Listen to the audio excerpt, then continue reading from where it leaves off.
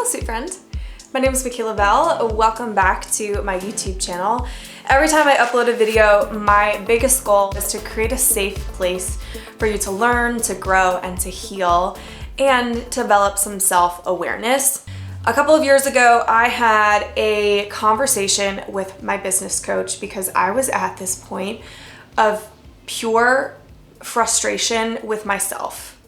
I was frustrated that I couldn't have the same productivity or output every single week as I did the week before. Like, I would have good weeks or good chunks of time where I would get everything done. I would feel really productive. I'm like, yes, I can do this. If I can just keep this up, I will be good to go. And then my energy would be really low, or I would struggle with my motivation, or I felt like I was like a little bit moody and I didn't have that same fire or attention to detail that I had just a couple days ago or just last week. I felt like sometimes I was verbally fluent and I could be filming things and sounding great and having good conversations on the podcast. And then some weeks it was like, do I know the English language? Like, my head, mouth, English not happening. And so I was at this point of, why can I not be consistent in this? She told me about a book that she read called Do Less by Kate Northrup. Slight disclaimer here. If you're really uncomfortable with like universe, source, moon cycles, that kind of talk, she's on that side of spirituality. It's not my personal jam, but the science and the research in the book was phenomenal. And then there's also other really great books that I've read, like Woman Code by Alyssa Vitti. Those books are in the description below. Pretty much what it was is the science of the 4 phases of your cycle as a woman, and your hormones change and are at different levels in each phase, and that affects your creativity, your productivity, your energy, and your mood. I knew about like the week of my period, my menstruation phase, and my ovulation phase, but I didn't know much about. I didn't even know the other 2 existed, follicular and luteal. I had no idea that one, your like brain and hormones are poised for detailed work, and the other one is completely the opposite. So I started reading this, implementing it into my life, and seeing so much change, not only in my productivity, but in my compassion and my grace for myself. I first thought when I first started reading the Do Less, the book by Kate Northrup, I thought, why do I feel like I'm reading secrets that every woman should know? Like, every woman should know about this, because I can't be the only one that gets frustrated with herself. And here there's a whole bunch of science and all these reasons as to why this is happening. And I thought, you know what? I want to share this with the YouTube world in the hopes that it helps somebody improve their relationship with themselves, learn how to give themselves more compassion and grace, and also get more done and be more productive and more efficient with the time that they do have. Without further ado, take my notes out, and I'm going to share with you guys more about the 4 phases of each cycle, a couple of different practical examples of how I implement this into my life, the 3 things that dramatically improved in my life because of my knowledge and implementation of this, and at the very end, a few bloopers with my daughter, who had a few things to say about the luteal phase. Let's talk about your 4 phases: menstrual, follicular, ovulation, and luteal. We're gonna have menstruation be the last one that we talk about, even though that's the first phase. So we're gonna start with phase 2, which is your follicular phase. This one kind of overlaps with your menstruation phase, so it actually starts as your period is kind of winding down. And it typically lasts anywhere from 7 to 10 days. Side note, real quick, I meant to say this earlier. Not every woman has a typical 28-day cycle. I'm not an expert in this area. I'm just regurgitating some of the information that I've read and listened to on podcasts, and some of the things that have worked for me or I've noticed about my body. So I'm not an expert in this area, and I don't know if you don't have a typical 28-day cycle, or maybe for like going through menopause, I don't have the answers for that. But if anybody knows, feel free to drop some reputable info in the comments if you guys know anything about that. So your follicular phase, I call this your energy boost phase. Starts as your period is winding down, lasts 7 to 10 days. As you can see on the chart here, your hormone levels are starting to rise. Okay, so especially your progesterone and your estrogen are on the rise, which what that means for you is that your energy is rising with it. You had a lot of ideas in your last phase, so this is a great time to implement new ideas, schedule things, plan the meetings. Your mind is sharp in this phase. It's a great time to make decisions, get things done. It's awesome. As far as workouts, this is a time where you actually have a really high pain tolerance threshold. And what this means for your workouts is those high intensity interval training workouts are great for you at this time, potentially lifting a little bit heavier in healthy ways, taking those long runs, taking a boxing class, like go for it in this phase. Like your body is ready and excited and has the energy to like output here. You're also less hungry in this phase. I used to think that after my period, I'm like, man, I am so disciplined after my period. Come to find out, your hormones make you less hungry. Darn. I still am just gonna say that I'm really disciplined. We're just gonna say that. The next phase is your ovulation phase, and I call this my magnetic energy phase.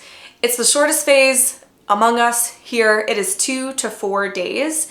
And from like a biological standpoint, this is right the time of the month where you can get pregnant, which is really mostly the only thing we know about the ovulation phase.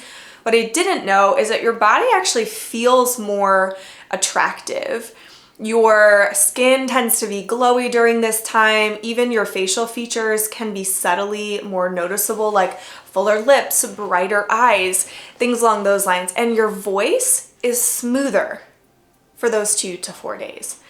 You're also most verbally fluent. So things just kind of flow.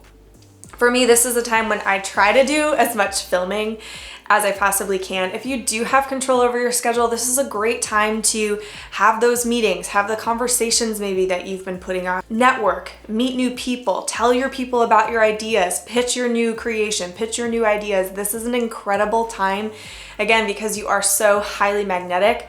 Your energy is pretty high during this phase. It gets a little bit of a dip here. But for the most part, you tend to feel really energetic at this time. When it comes to workouts, they can be pretty similar to your follicular phase, but just being noticeable of your body. If you're feeling bloated or like not great energy-wise, just listen to yourself during this phase. I mean, every phase you want to listen to yourself, but I can typically continue my more intense workouts during my ovulation phase. Every once in a while, I'll notice that I'm a little bit tired. So I do like to take naps during this time, but otherwise energy is pretty high. And then your luteal phase, this is the longest phase of your cycle. It can last anywhere from 12 to 14 days. And as you can see on the chart, there's kind of like a beginning half of that phase and a second half of that phase, and they're slightly different because your energy is high, your hormones are high, and then they drop pretty significantly in that last part of the phase. So that is kind of where the typical PMS or PMDD happens, bloating, food cravings, things like that, which are all normal. I mean, the extremes of things obviously are not good, and you might need to get a little bit of help in that arena. But if you feel like you have cravings and you feel like you don't have as much discipline during this time, don't beat yourself up. Your hormones are just literally dropping and your body's going through a lot, so give it some grace here. I call this my luteal list phase, and the reason why I call it my luteal list is because your brain and your hormones are most poised for detailed work. So this is the time in your cycle where you can like just have at that to-do list. So I keep a luteal list, and during my menstruation phase, my follicular phase, my ovulation phase, if there are things that are really detail oriented that I can push off for a little bit, I put them on my luteal list and I get to them. That's also the time when I personally tend to reorganize things and take on projects that are detail oriented, because your brain and your hormones are most poised for that type of work. What you're not most poised for is a ton of things on your social calendar, tons of meetings, things along those lines. You're going to want to, if you can, try to take some things off your plate at the end of your luteal phase. And you're gonna wanna start to scale back on those intense workouts, especially in the latter part of the phase. So think yoga, swimming, lighter running, low impact bike rides, shorter workouts, or longer walks. Your body temperature increases a lot during this phase, and you end up actually burning about 30% more calories. Again, y'all, I'm not an expert in this area. These are just things that I've read from all of these books that I've read and podcasts that I've listened to. So this isn't a great time to fast or skip meals, again, because your body it needs help with that energy. So you might crave like comfort foods as you go into your period week. Nourish your body. Give yourself breaks, protect your energy. Don't overload yourself here, especially as you're going down and experiencing some of those, the bloating, the craving, the less patience, less people-oriented things if possible. So I'm right now in my luteal phase, and last Friday I was really feeling it. Like my energy was really low, and I could have pushed through, but I said, you know what? I'm gonna honor this phase. I'm gonna cancel what I was gonna get done today, and I'm gonna explore a little bit and let myself do a bit of a reset. So what did I do? Well,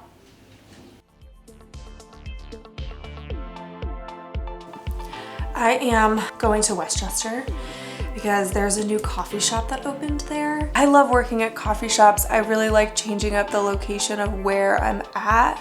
I just think it helps with my creativity, especially if I feel like I'm in a funk, and I am in a funk. Also, my hormones are a little funky right now. Do you guys know about your hormones? Do you guys know? Beanie or no beanie? Beanie, no beanie. Let's go. But first, Zip Puppy has to go outside. You had to go pee-pees? Okay, let's go. Let's go. Let's go. Let's go, bud. Lots of Nikes everywhere. Okay, let's go outside.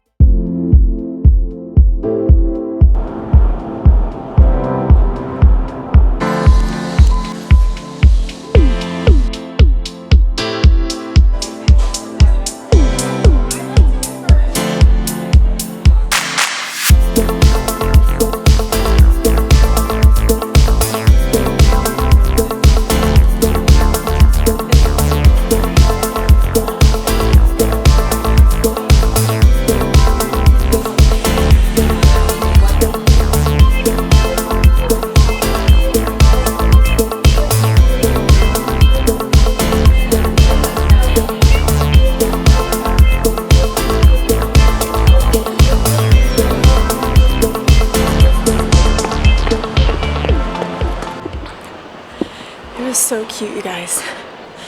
Coffee was so good. And even the food, oh my gosh, I had a sausage, egg, and cheese. Perfect. Where did I park? All I really needed today, it was so refreshing to spend a little bit of time by myself.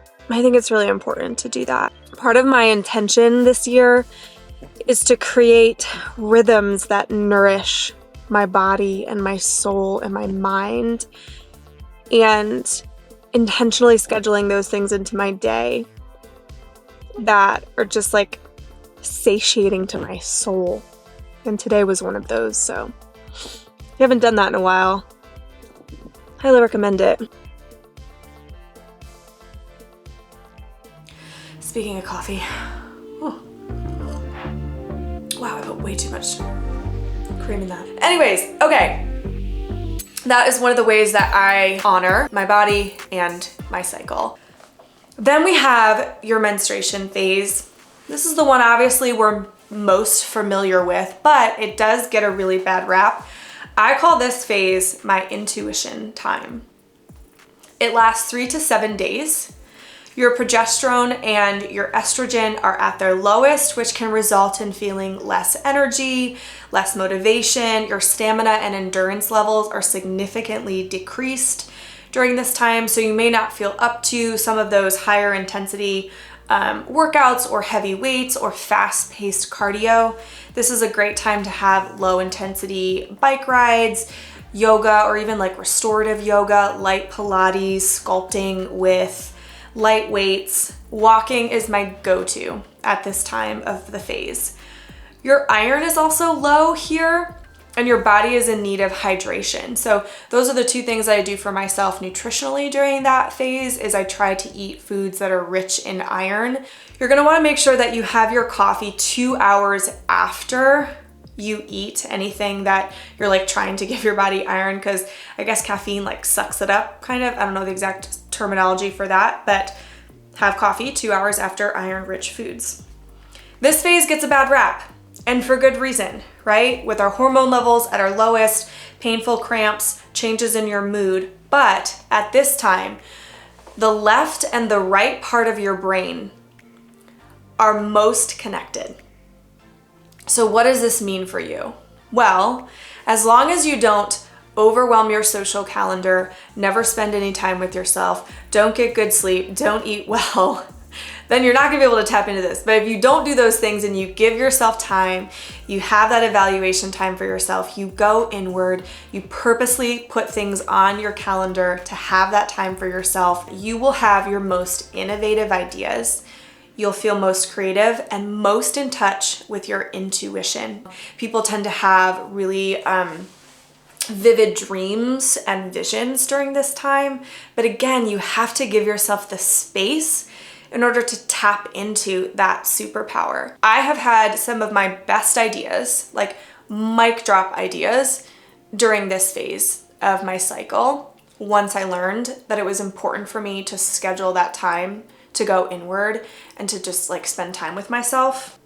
Whew, that was a lot. I know. Hopefully you guys learned some new things, had some great aha moments. First example is my podcast. So I used to kind of do everything randomly scattered at all different times. Now, during my menstruation phase, I purposely think about brainstorming new episode topics. I just see if I get any downloads for new ideas. If God put somebody on my mind or my heart to ask to be a guest, this is where I really listen and brainstorm. And then in my follicular phase, that's like my go time where I implement those new ideas. I schedule out the podcast interviews. I reach out to the guests. Like that's when I start kind of checking things off my list and moving on some of those ideas. And then in your ovulation phase, it's a great time to film, right? You're most verbally fluent, your skin's looking good, you feel magnetic, you're able to connect, all those things are working well for you. And then in your luteal phase, that's when I edit, write the podcast episode descriptions, think about titles, all of that, detail-oriented work. There are 3 main benefits that I have experienced in making some of these changes in my life. The first one is my compassion and my grace for myself has gone up tremendously. I'm able to give myself grace when I just kind of feel down a little bit and I think, oh yeah, I am at the end of my luteal phase, that makes sense.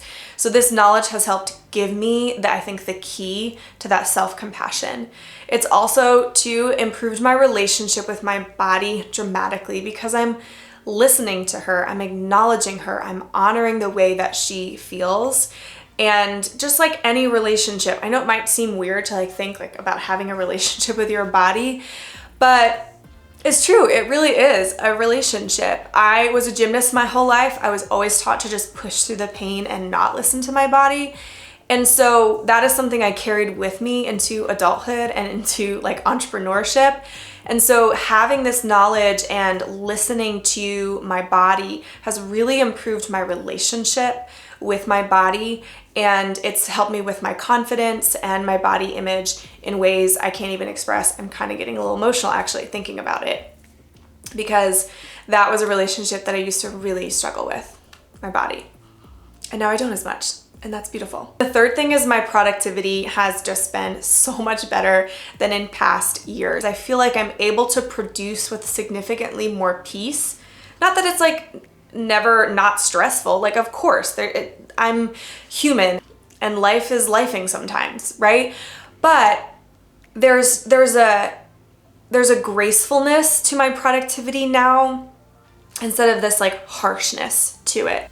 So grateful. Thank you guys so much for being here. I am so grateful for each and every one of you. I hope that this was a beneficial episode for you and that you share this with the women in your lives, because doesn't it just feel like, why don't we know this? Why is this not taught? Subscribe and like, those things really help the YouTube algorithm. It pretty much tells the algorithm like, hey, you might want to share this with more people. This is a really great episode. So thank you guys so much for every button that you hit, every subscribe, all the things. I'm really, really grateful for you. All right, thanks. I'll have an incredible day. See you next time. Malin has thoughts about the luteal phase. Well, okay, you got to get in focus. Sorry. Hi. Oh my gosh. So like as a child, my mother is a lot. Like I love her, but as a child, stay pretty chill. Like be there for your mom during that phase, because it's really rough on them. I just know. Yeah. It's rough on them. It's rough on you? Sometimes. Yeah. But like, we gotta deal with it, so. You're next. Mm-hmm. What do you think about mommy when she's on her luteal phase, the end of her luteal phase? Me personally, don't get offended, Mom, if you don't want to put this on the internet. I totally understand. But if she's at that, like, I'm done point, I'm just like, don't talk unless spoken to, you know? Because, like, you could say, like, one word and she'd be like, excuse you? Excuse you? That's not true. Okay, I think you should leave the YouTube studio. Okay. I will take my cheese balls and my newly groomed dog. Come, child. Let's go. I love you. Love you.